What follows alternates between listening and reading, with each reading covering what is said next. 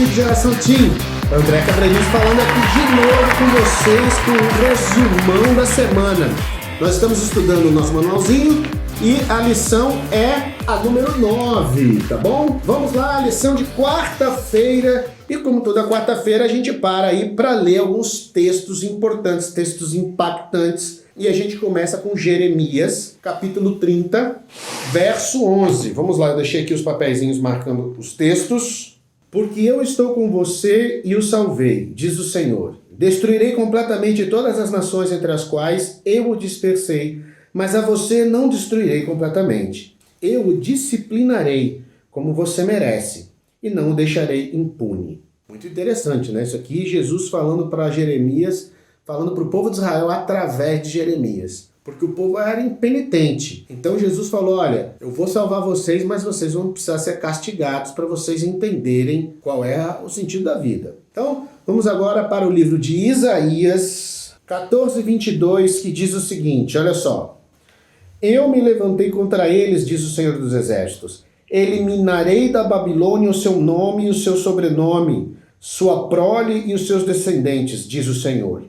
Com isso a gente pode traçar um paralelo bem interessante. Você se lembra lá no capítulo 4 de Daniel, quando Nabucodonosor passou 7 anos vivendo como um animal? Passou aí 7 anos de castigo. O que aconteceu no final dos 7 anos? Ele reconheceu que Deus era Deus e aí teve seu trono restaurado. Quando a gente leu lá em Jeremias, aconteceu a mesma coisa com o povo de Israel. A profecia sobre o castigo de Israel duraria 70 anos.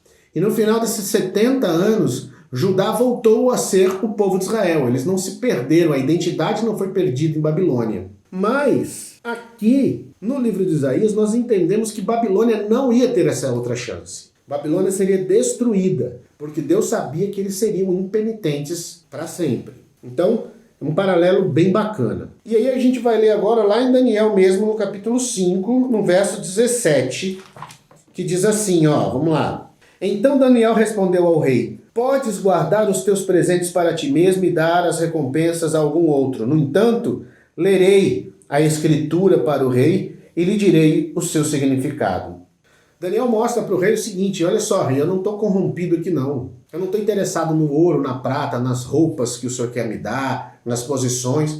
Eu não estou interessado nisso. Eu estou aqui para fazer a minha missão, para cumprir a ordem que Deus me deu, que era de revelar os seus mistérios. E aí a lição traz uma coisa muito interessante. É uma pergunta que eu quero trazer para vocês. Por que Deus envolveu Daniel nesse processo? Se a gente for analisar realmente, por que Deus escreveu na parede com uma língua que o rei não entendia? Belsazar não entendeu o aramaico que foi escrito na parede. Os especialistas acreditam que a língua usada foi o aramaico. Agora, por que Deus não falou diretamente para Belsazar? Por que ele escolhe nos usar para alertar outros quanto à destruição, quando ele mesmo pode fazê-lo? Jesus nos envolve por nossa causa. Ele quer que nós mudemos o nosso jeito de pensar para poder ajudar os outros. Isso é muito interessante, porque a conduta de Daniel mudou a vida de Nabucodonosor e poderia ter mudado a vida de Belsazar, mas ele não aceitou. E a gente precisa entender que a nossa participação é ser a boca de Deus para as pessoas. Já imaginou o peso dessa responsabilidade? Será que nós podemos olhar no espelho e dizer assim,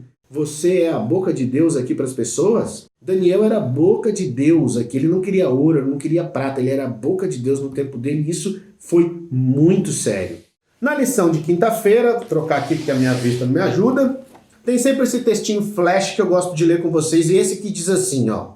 Belsazar, o neto de Nabucodonosor, orgulhava-se do seu poder e colocou o coração contra Deus do céu. Ele sabia que por decreto de Deus o seu avô tinha sido excluído da sociedade. Também sabia da conversão de Nabucodonosor e a sua cura milagrosa. Mas Belsazar permitiu que o amor aos prazeres e o orgulho apagassem as lições que ele jamais deveria ter esquecido. Ele se recusou a usar os meios que estavam ao seu alcance para conhecer mais a respeito da verdade. Aqui o flash dessa semana está dizendo assim, ele conhecia as histórias do seu avô. O seu avô tinha dito para ele tudo que Deus tinha feito por ele. Provavelmente ouviu a história da estátua, provavelmente ouviu a história do sonho, ouviu a história de Abednego, Sadraque e Mesaque lá na planície de Dura. Ele conhecia as maravilhas. Ele escolheu, ele permitiu que o amor aos prazeres e ao orgulho apagassem essas lições. E aí a gente precisa trazer para a nossa realidade, conversar no tete a tete aqui, fazer igual o pastor Luiz Gonçalves. Chega mais perto e fala aqui para mim, ó, pra você pensar comigo o seguinte: quais são os prazeres que estão te tirando da graça do Senhor? Quais são os prazeres e os orgulhos que estão te afastando do amor de Jesus, assim como afastou Belsazar? Já pensou nisso? Uma coisa importante para se pensar. E assim, a gente termina a lição de quinta-feira com o antídoto para essa tragédia. Porque realmente o que aconteceu com Belsazar foi uma tragédia. Não foi falta de aviso, foi uma tragédia. Ele escolheu sofrer essa tragédia. Agora, qual é o antídoto para isso? E o último parágrafo aí de quinta-feira nos diz qual foi. Aprofundar-se no estudo da Bíblia é o meio mais seguro de ficar por dentro do que ainda irá acontecer. Afinal, o que Deus diz sempre se cumpre. Então, se esse é o meio da gente ficar por dentro do que vai acontecer, esse é o antídoto. Não é só conhecimento, é intenção. Você precisa conhecer e praticar as coisas do Senhor, porque conhecer por conhecer, até o diabo conhece. Mas nós precisamos nos aprofundar. Eu acredito que nós temos 3 pilares. A vacina contra o pecado tem 3 pilares muito importantes. A gente precisa botar isso aí na ponta do lápis, a gente não pode esquecer disso. O primeiro pilar é o que a gente está fazendo agora, que é o estudo da palavra. O segundo pilar é o que eu fiz antes de passar a lição para vocês, que foi orar. Orar é o segundo grande pilar como vacina aí contra esse mal, contra o pecado. E o terceiro pilar é o serviço. Não adianta você estudar a palavra, ter uma vida de oração e não ter serviço. Até porque, vamos ser honestos, se você estudar a palavra e tiver oração, praticamente você vai ter um fogo de serviço danado. Então, o que a gente precisa é sustentar-se nesses 3 pilares: a oração, o estudo da palavra e o serviço. Porque isso tudo nos aproxima do sacrifício de Jesus. E como a gente já falou várias vezes, não há outro meio para se salvar a não ser através da graça de Jesus. E essa graça chega até nós através do estudo da palavra, da oração e do serviço.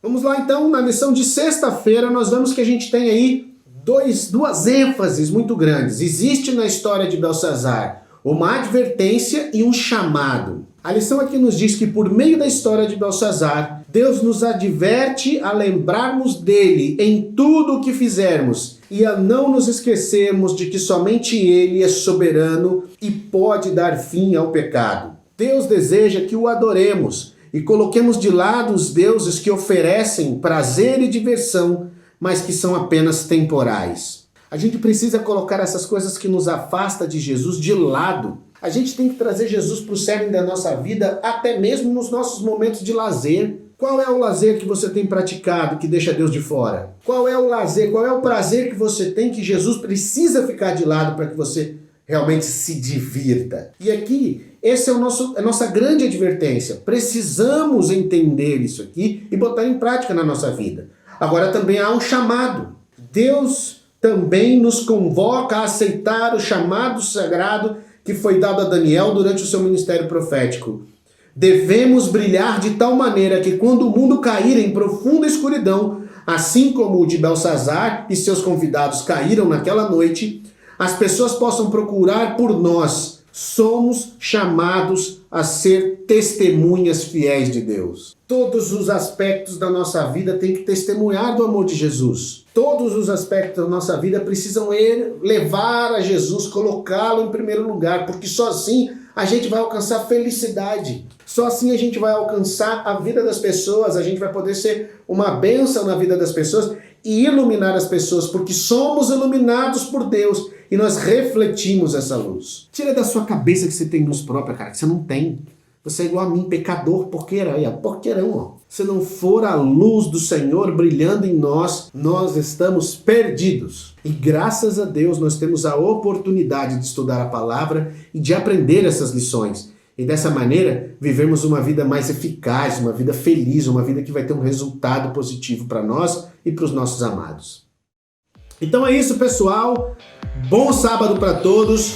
Muito obrigado por estarem aqui até o final. Não deixa de curtir, compartilhar, estudar com seus amigos.